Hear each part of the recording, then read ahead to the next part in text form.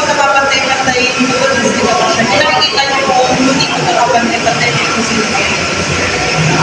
Siguro, matagal ang problema yung parang masasabi kong hindi magkakapantay-pantay sa sitwasyon na yun. Depende sa estado ng buhay ng isang estudyante. Ang mga kung ano yung estado ng buhay ng isang estudyante, ulit niya, kailan. Hindi magkakapantay-pantay pagdating sa yung pagkakaroon ng iskalahan siya ng mga estudyante pagdating sa estudyante nila at sa kapwa nila kaklase depende sa estado ng buhay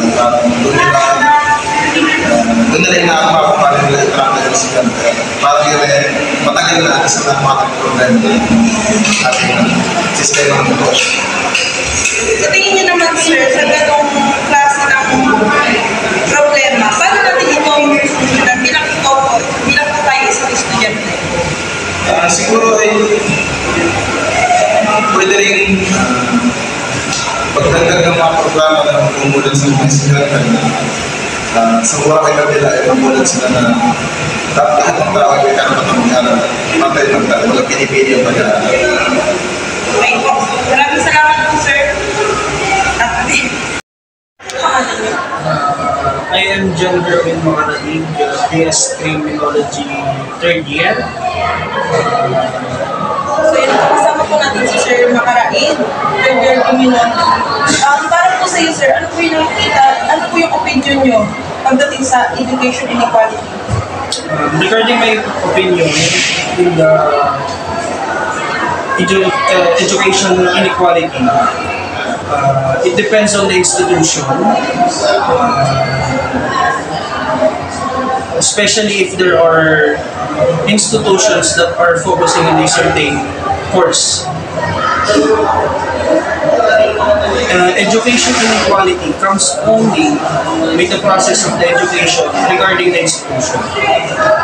Within the process of the institution, there's only education inequality when a certain institution focuses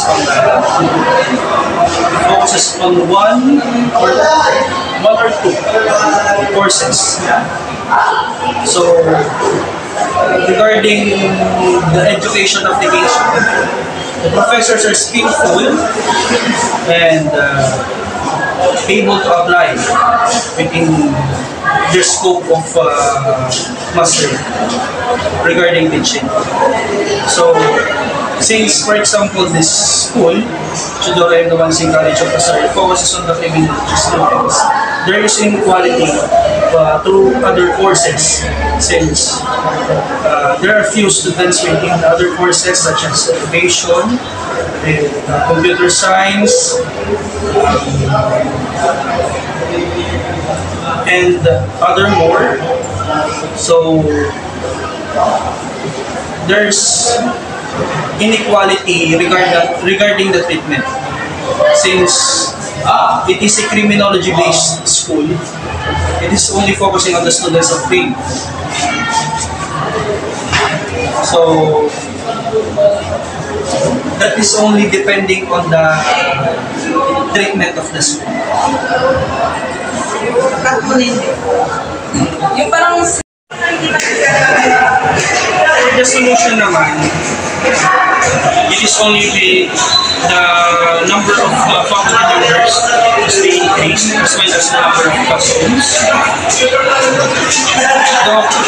occupy all of the students, since the number of students within the school is immeasurable rather than other universities or other schools. So that is my solution if it's regarding that situation. thank you sir. Steven, siya po ay galing sa BS Crim 1B.